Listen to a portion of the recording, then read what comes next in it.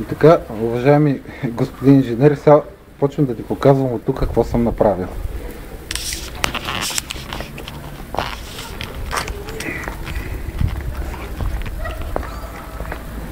Ето тук от входа ми започва ливадата, която съм посадил и още не съм почнал да я коса, а тревата стана пак до колени.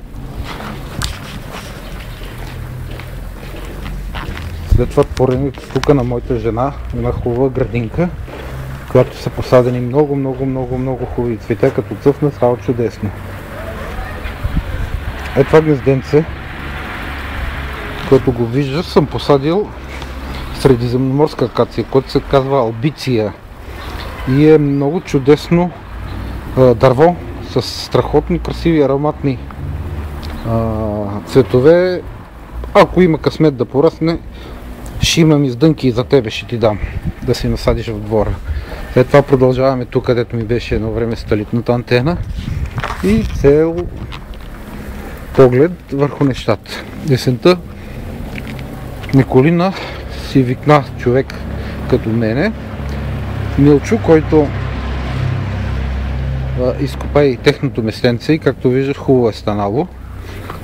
Аз съм посадил 6 кайсийки. Трудно ще се видят в момента.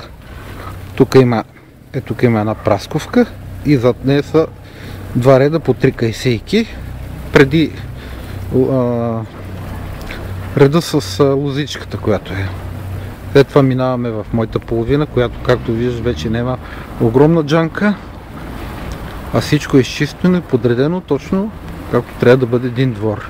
Опънал съм с железни тръби ред за лозе на буквата П, на който ще насада десертни сортове. Едното съм го насадил вече, точно в срещния ъгъл, най-далечния. То е безсеменно грозде и е много вкусно. Насам, както виждаш, съм си орезал тази хубава ябълка, която наистина е много вкусна. Долният двор на бабата и дедото Лодозови, миналата година им изрезах джанките, беше същинска джунгл, но сега почва да придобива вид и там ще положа усилие и ще го направя. А тук оне ден беше мястото на действието, това е джанката, която тогава я нарезах и нацепих с машината и ми остават големите пънове, които първо трябва да ги сцепа на 3-4 с брадата и след това с машината ще ги доцепа. Тук направихме с хатито продължение, оттам насам градинка има, която я почистихме, насам сме я продължили, насадихме всевъзможни цветя. Купчинка, която от миналата година остана, ще я махна и тук ще се оформи, както виждаш, двора стана комбиниран, чудесен, правен от инженер и военен. Твоя приятел Васил. Чао!